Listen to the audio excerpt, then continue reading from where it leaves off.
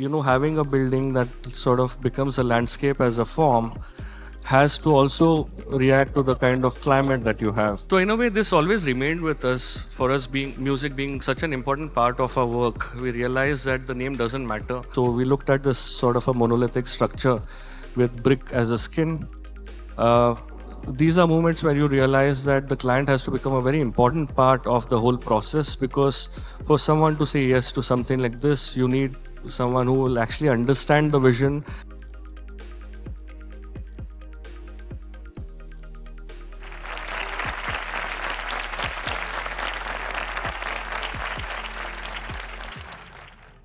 I'm going to use this opportunity to talk about our practice, the ideas, and some projects with the kind of stories that actually make that happen. So one of the things that's asked a lot about us is the name, the 𝗵𝗵 Studio. So it goes back to 1970, 𝗵𝗵𝗰𝗵, third album out.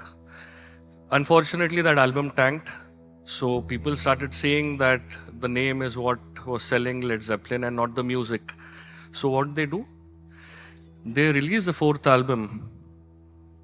They released the fourth album without any name, with just 4 symbols. Each artist picked his favorite symbol, 𝗁 being the most famous one. And this became the largest selling album for them, and which had songs like Stairway to Heaven, Black Dog, Kashmir, etc. So in a way, this always remained with us. For us, music being such an important part of our work, we realized that the name doesn't matter.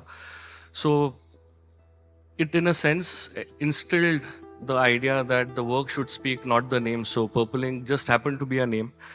And with that same idea, we said, is there a way we could look at our idea of symbolism?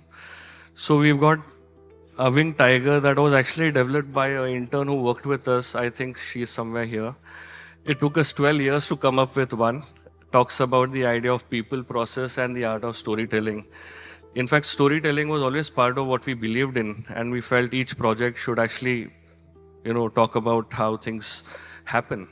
So taking things ahead, quickly talking to you about 3 projects, 3 short stories within each one, 3 different contexts, but all from coastal Karnataka, all of them having some sort of a similarity in terms of its context. The first one actually talks about the connect.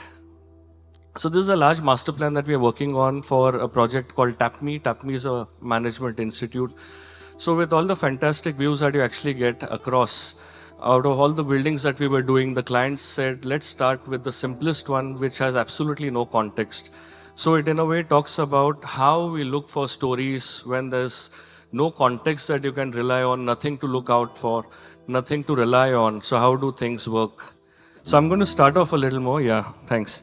So I always use the volume or the music as a background to sort of hold each one of you together. So talking about context, I think this is a project where we were doing a couple of blocks in Manipal for Tapmi. Tapmi is a management institute, and there are spectacular views that you see across the valley. But the client said, let's start off with something which has absolutely no context to look around, and which had a simple requirement that they came with. And these are moments when we look at creating our own stories to start off with. How do you develop a brief when the project is so simple?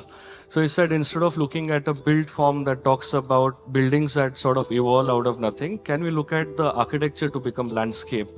These are moments when we look for details in a brief that talks about moments to meet, moments to curate, moments to discuss, etc. So we turned this into a landscape project, and instead of looking at a build form, you tuck the build form in, and you look at some sort of an open-air theater that sort of looks at tucking everything inside and allows you to connect internally and externally to multiple courses of discussion. What we started doing is then started addressing how things start looking when you start walking around. So you start opening to the east, get the east sun into the classrooms, and then we started understanding that having a building that sort of becomes a landscape as a form has to also react to the kind of climate that you have. So we look back, instead of having a canopy like this, we said, can we look back at history? Can we look back at what was happening a couple of years ago? And if you look at Varanasi and the kind of ghats that you had, there was some sort of a similarity for us to learn, pick up things from the chhatris, the parasols, the canopies that you see. So it allowed us to, sometimes it's important for us to look at stories that are right there in India, and you look back and you realize how interesting it is to develop generatives or narratives from these and look at how you can imbibe this into your projects. So learnings from that got translated into something like this. There were a lot of tree canopies around. So we said, is there a way that we could look at generating energy from this? So these become solar panels, and it evolved into something like this. So what was a simple architectural project turns into a landscape project, and then opens up itself to generating its own energy. It's under construction now, and you can see it happen there. Taking it ahead, this is a story of the idea of people becoming a very important part of the whole idea of how things happen. This is a small house that we did in Mangalore for a client from Saudi. The client was very keen that we do the project, but at that point of time, we were not really inspired to do anything when it came to private homes. We said, we don't have time. The client said, how long would you take? We said, 6 months. He said, okay, I'll come back in 6 months. And he actually came back in 6 months. He said, okay, now are you free? And we felt really bad. We said, okay, let's do it. So we took 1 month from him, developed all the generatives that you see was actually done around that time. And it was, what you see is actually presented in one shot, where we went to this idea of detailing out everything that was necessary for the project, right from the kind of layering that the bricks have, etc., etc. This talks about the idea of people becoming such an important part of the process. People becoming an important part right from the inception, right from the ideas to how you start seeing it happen. The client actually spoke about a lot of memories that he had back in Mangalore, where he used to look at the big brick factories. So we looked at this sort of a monolithic structure with brick as a skin. These are moments where you realize that the client has to become a very important part of the whole process, because for someone to say yes to something like this, you need someone who will actually understand the vision, work with the vision, and help you make things happen. We actually worked with normal guys, normal masons who had probably not worked on brick at this scale. And we took it to another level where we said, why do we even have to paint inside? So what you see is the entire idea of brick and concrete that takes over the whole project, and the building in a way starts having narratives, with where it is establishing itself in the urban setting. These are moments where you realize the idea of people power, not just internally as a studio, but also as clients, because when you have less questioning from them and a more democratic process where we and them get involved together, leads you to a lot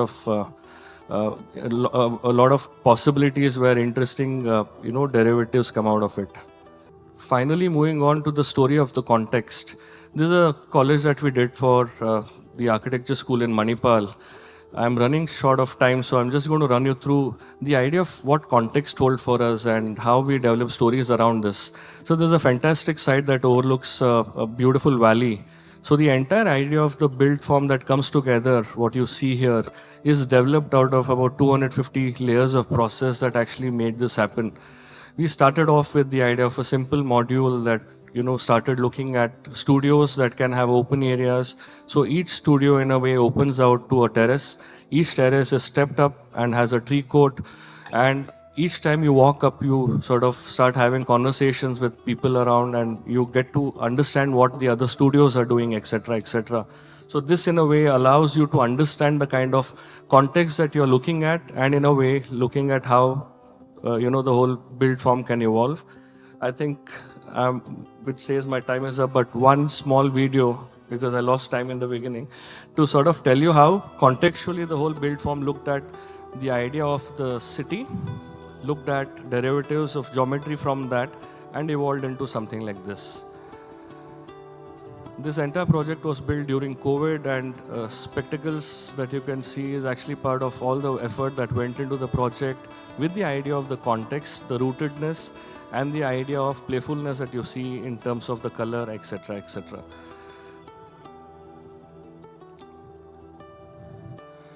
just to, sort of close from where I started off with. Unfortunately, it was not fully smooth, but I hope what I wanted to convey at the beginning was the idea of how the mandala has so many stories to tell. And for us as a practice, every single color, every single line that we draw becomes an intrinsic part of what we want to convey.